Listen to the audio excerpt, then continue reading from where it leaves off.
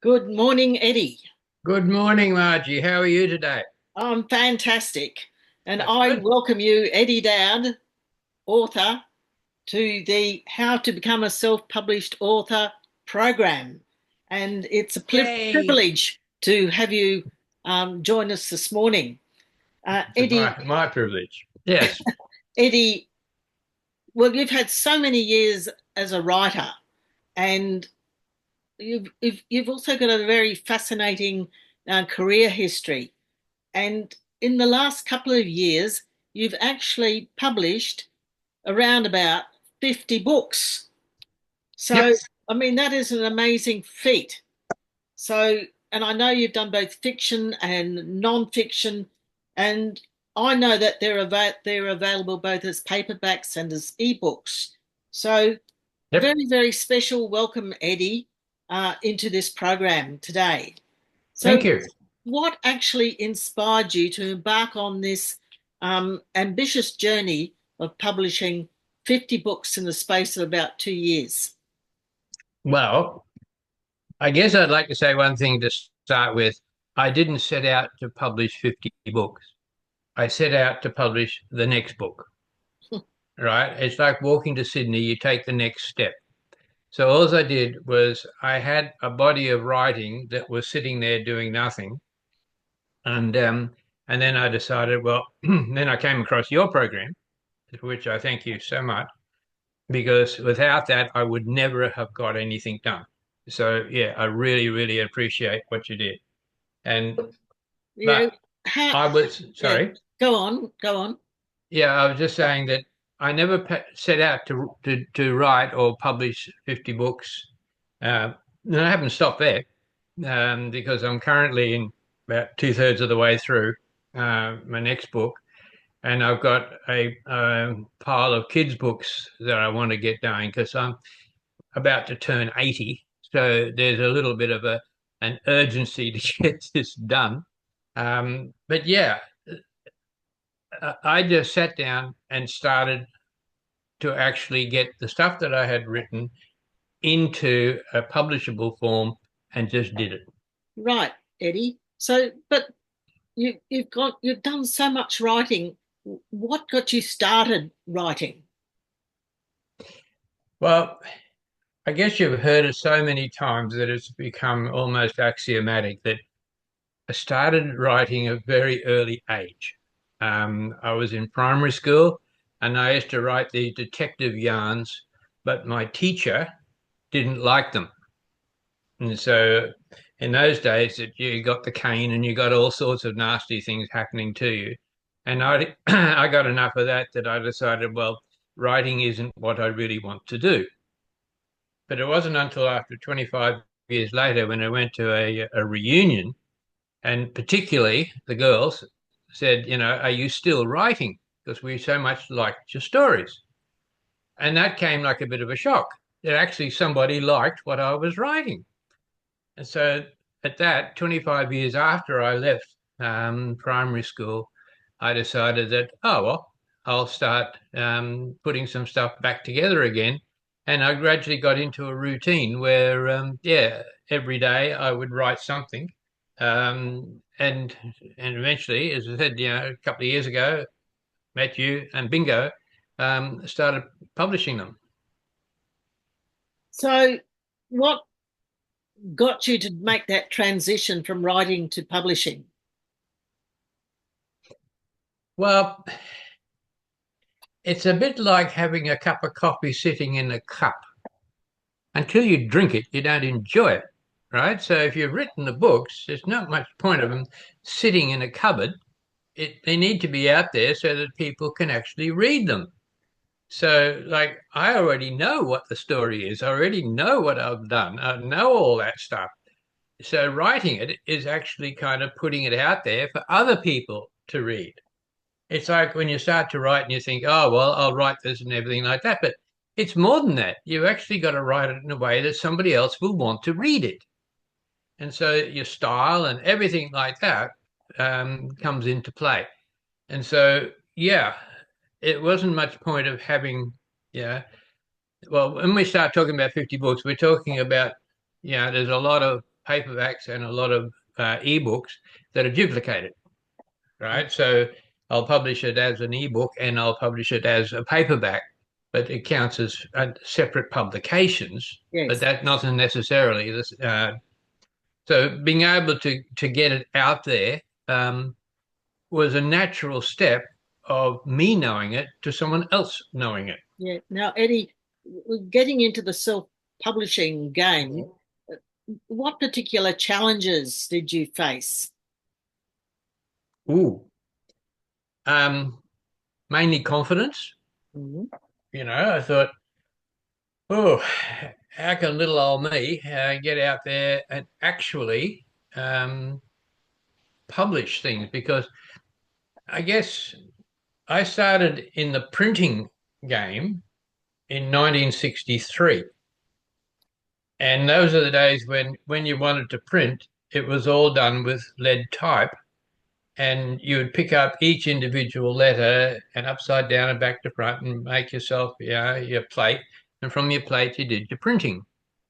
So to go from that through to,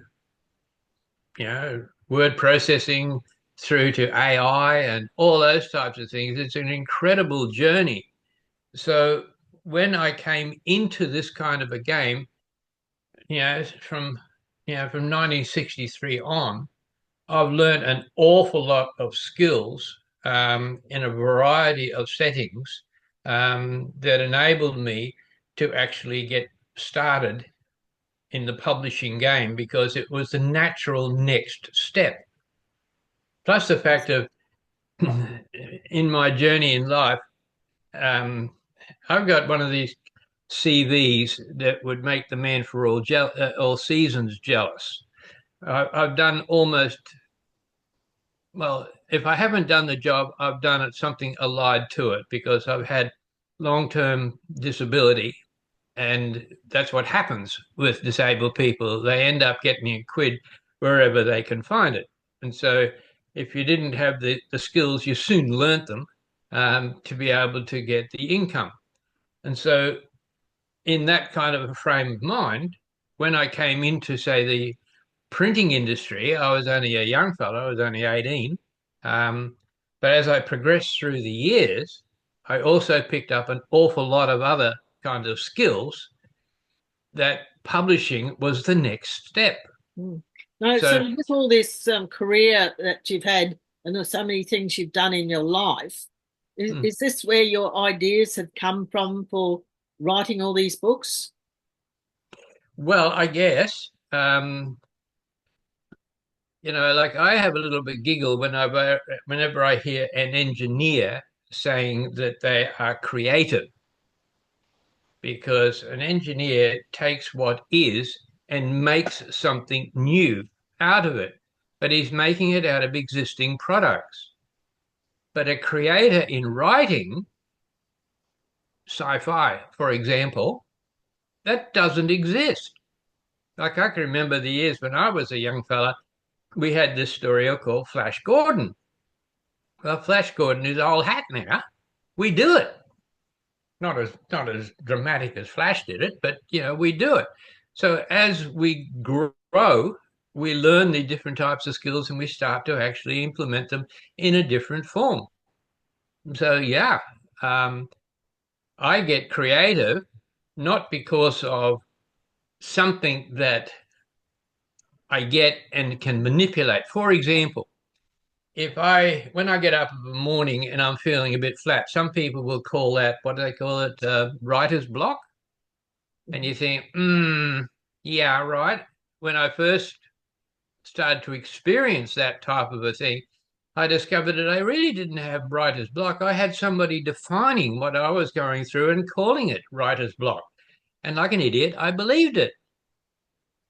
But if you'd sit down and kind of say, okay, there's techniques that you can take on that can take you a few seconds to a few minutes, that can take you out of that kind of a framework and put you into the creative mode and get you into the one to writing. The one that I do is I take two random objects, for example, a pencil and the ocean.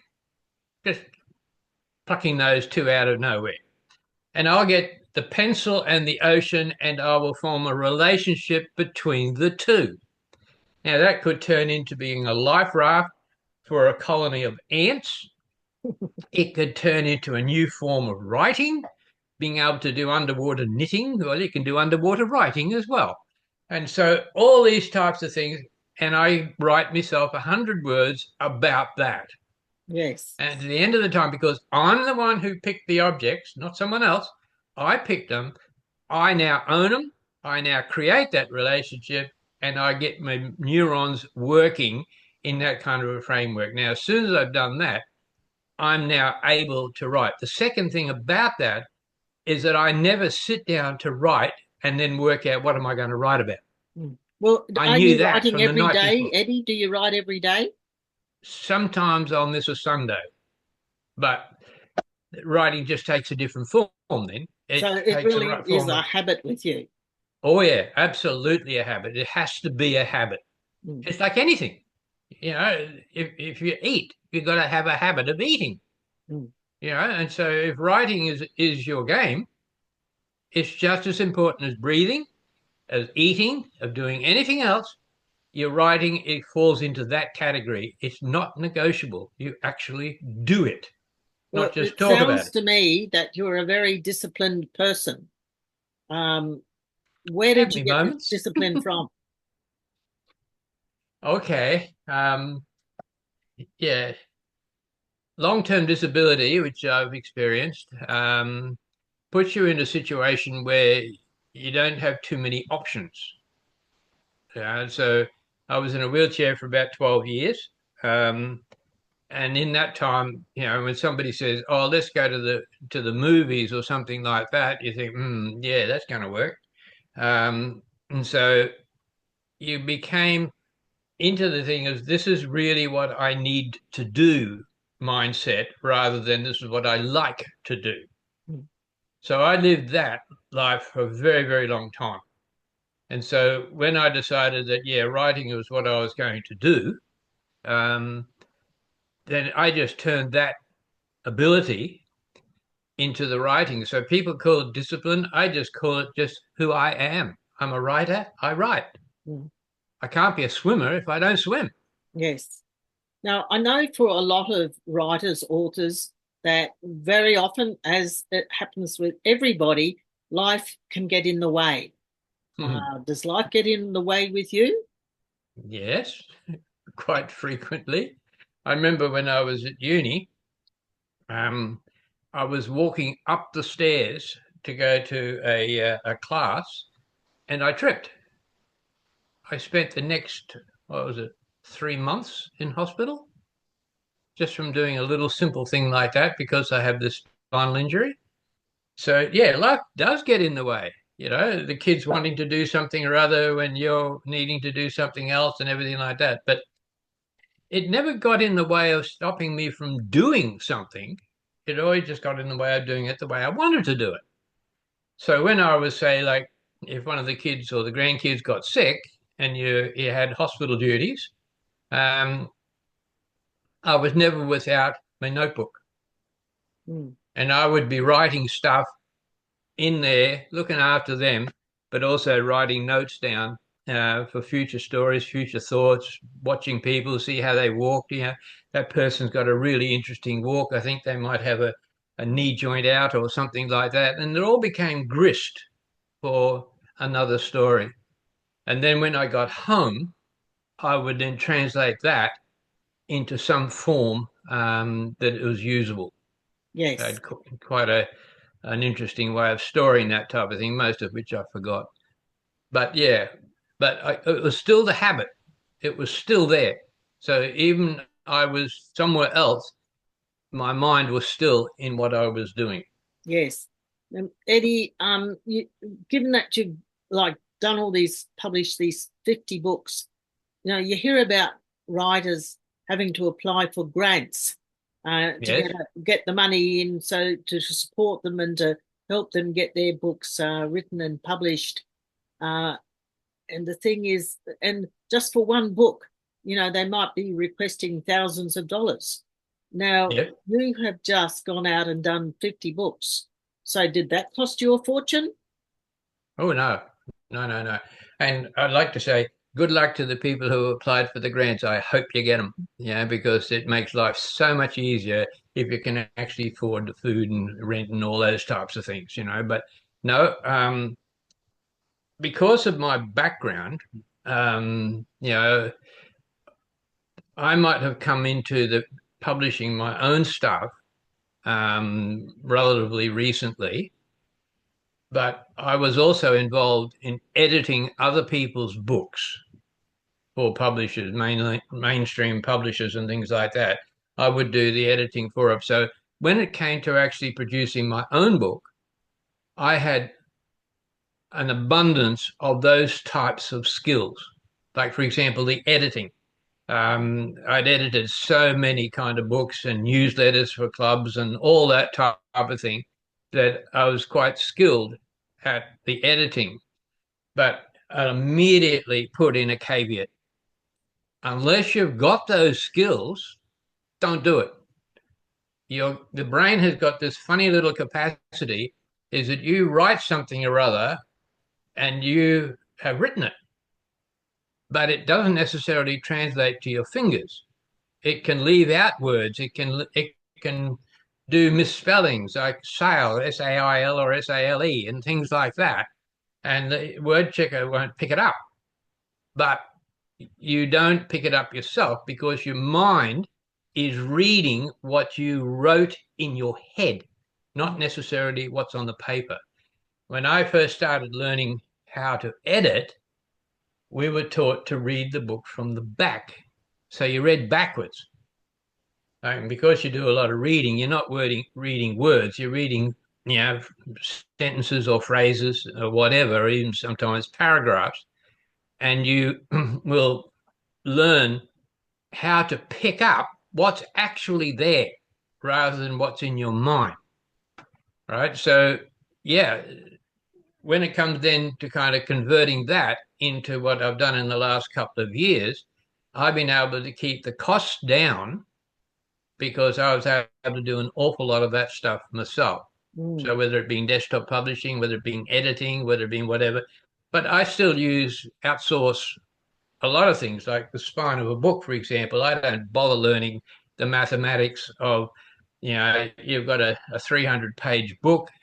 So how thick, how wide is your spine? I just get a guy that does it for me really cheaply. So it wouldn't cost me, oh, it'd be definitely under 100. And if you're talking about an ebook, then of course it's virtually nothing.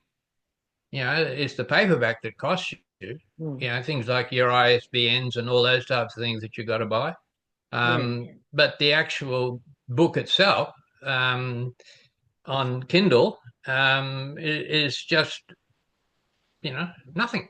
Yeah. So you do actually outsource your book covers then, or pretty much so, or Depends. Yeah, the technical side of things. I'll do the actual cover, Mm. um, and then I will I will leave them lying around.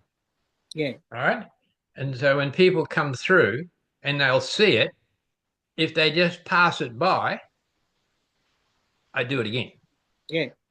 They've got to pick it up and say, whoa, what's that? You know, same with the title and everything like that. There's so much in the printing industry, in the book industry, that it's like fashion. It changes so often that you can have all your keywords right, and then a month later, the keywords have all been adjusted by some algorithm that we have no control over. Mm. Mm. So I just saying, okay, you write what you want to write, and you look at your keywords and you do all this stuff. It's absolutely essential. The stuff that you teach is absolutely important. Mm. Mm.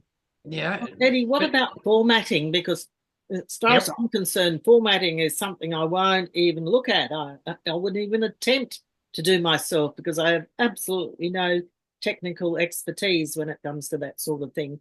yep. How do you handle formatting? Well, I used to teach desktop publishing using a word processor at TAFE. So formatting to me was, it was really simple. When I first started doing that stuff, we had this program called Ventura, which was the desktop publishing program.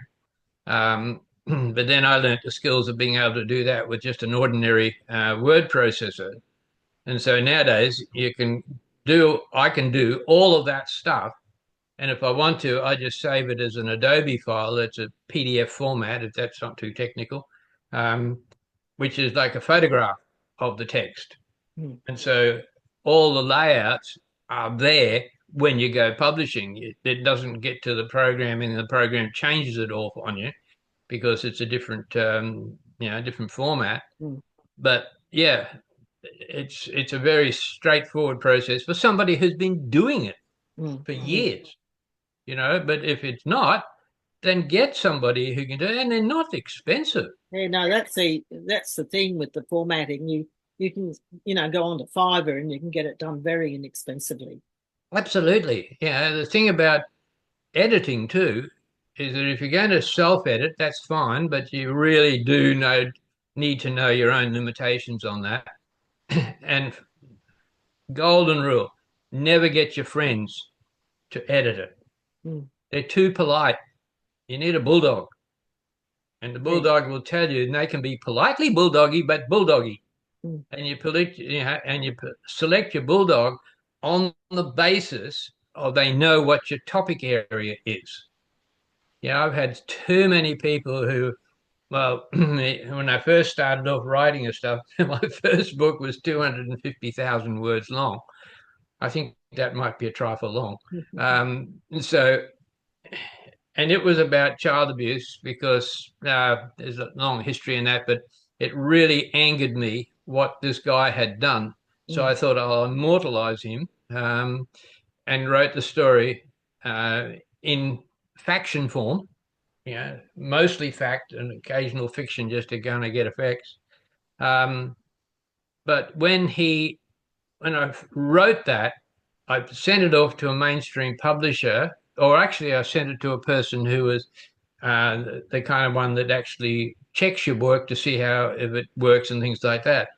And that editor knew somebody who had been abused, and on the basis of that, she knew more than a person who had professionally worked with abused kids for 30 years. Mm. you know so you pick your bulldog very well, Yeah. somebody who knows the stuff but is prepared to listen to your view, not impose their view. Yes. Now, But Eddie, once you've prepared your book for publication, yeah, you've done a few drafts, you've edited it, you've got your ISBN number, you've um, formatted it, you've prepared your cover, and so once the book is all ready for publication, where do you publish it? How did you get it published? How do you get them published? yeah, I've been exclusively using Amazon with that. So if you know through Amazon Kindle, I can publish the publicate through the paperback and the ebook. So I've done all of that. So my objective was to be able to put what I've written into a format that's a bit of a heritage, right? So the next generation can pick up that and do a lot more with it than I can with my advancing age and kind of hassles with me heart. So yeah, so I'm getting that stuff out there in a form that they can then use it, Yeah. right? So transfer of copyright to them, all that stuff. Mm. But I've published just exclusively through Amazon and Amazon Kindle. Right. So um, now that you've achieved this incredible feat of getting all these books out there, published on Amazon, what's next? Have you finished with writing? I haven't reached Sydney yet. I've still got a lot more steps to go. Yeah. So I got two more programs that I've got partially written. One of them is a series of books about the environment for young children. So it's an illustrated book, and that comes with its challenges. The first one I've had published, and it's called The Hundredth Tree. And that was inspired by my granddaughter, who was shocked by an article in the news or on the media or something about the environment. So I decided, well, we've got to be able to have something or other that gives children hope at that ripe age, rather than kind of all the nasties. And so I created this character called Frowdy, and Frowdy's got he's a non-person person, right? He's got four legs for a start, and he's a real, how do you put it? Not a nice guy, and he's the kind of guy that wrecks everything in every one of the books, right? And so Frowdy was doing his thing, and then so I wrote it for my granddaughter, and she rather liked it, and so I've got 30 lined up to write like that. So, So does um, that mean, like in the next coming year, you actually going to? It's not going to be 50 books. It's going to be you'll probably have an output of about 100 books, if well, not more like more. 80. Yeah, yeah, Yeah. because getting an illustrated book is not as easy as writing one yourself because I've got limited abilities when it comes to doing the graphics. I can draw, but not to the extent that you need to have for an illustrated book. Mm, So I'm going to have to find myself um, somebody who can do the illustrations that doesn't cost a fortune. But my, I think what I'm going to do is I'm going to write the stories and then hand that on to the next generation to find the editors because quite a few of the grandkids are really good artists. mm, So they can learn the skills of how to actually do the illustrations and mm, combine them with the stories. And then, so I probably won't publish those, but I'll have them ready for publication in the text format, mm. So it's right? obvious, Eddie, that you're not going to retire. What's that mean? Nah. Uh, Why would you bother? what what is it that gives you this momentum? You do what you love. Mm, It's as simple as that.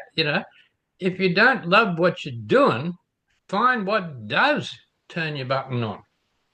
And so it's like breathing, it's like eating, it's like whatever that you do. Writing is the same thing. That's who you are. mm, You're a writer. So why would you stop writing if you're a writer? mm. So that's the way I see it. Yes. So whenever I get up of a morning, I know exactly what I'm going to be doing. Mm. And if life has got in the way, I simply modify it. I don't change it. I just modify it. Look, I come across so many people who say they're gonna write a book. They're Yeah. gonna. Yeah. I've got one friend 10 years ago, he said he was going, wants to write a book of short stories and publish them. Yep. He told me about that every year for the next 10 years. And guess what? It still hasn't happened. I have another friend who's been going to write a book, and I think she's written about a page, and she goes um, to a place where I know that she knows that she can get her writing done. But guess what?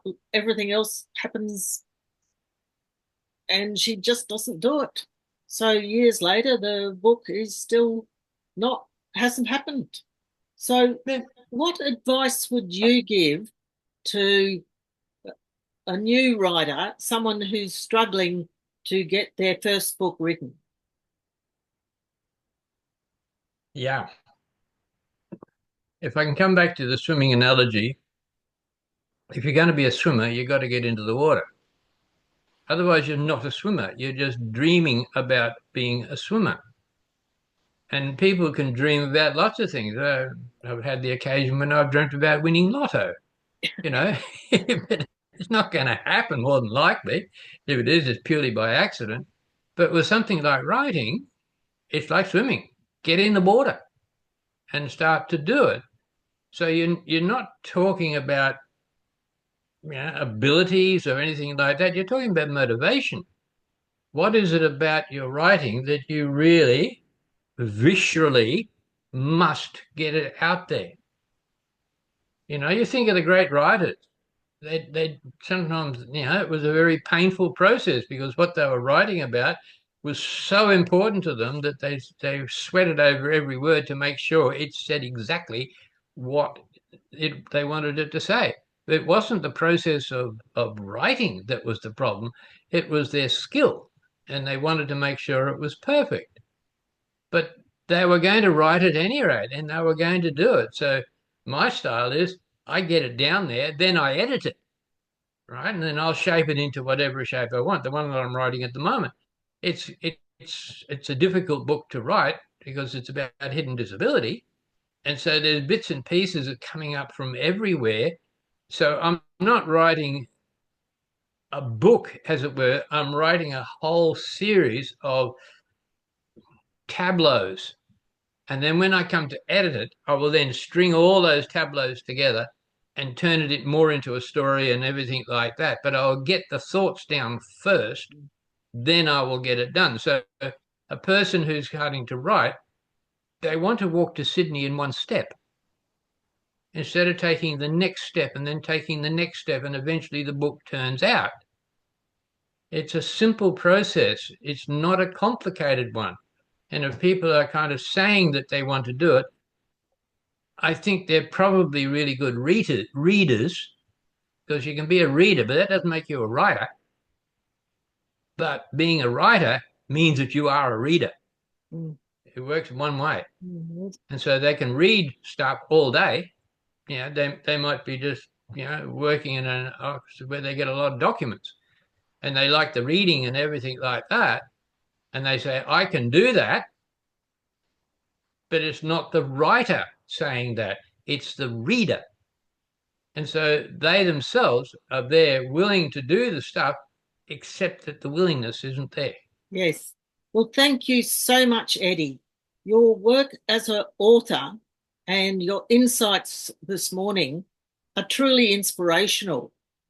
Thank And you. now, if somebody wants to actually buy one of your books or see all the books that you've written, where do they go to do it? Well, the easiest way is just go to Amazon, amazon.com, and then put in Eddie Dowd, which is spelled Eddie, Dowd. And now the list will come up, and there's eddiedowd.com. I actually own that website. And so they're all there as well, and they've got the links that take you to Amazon.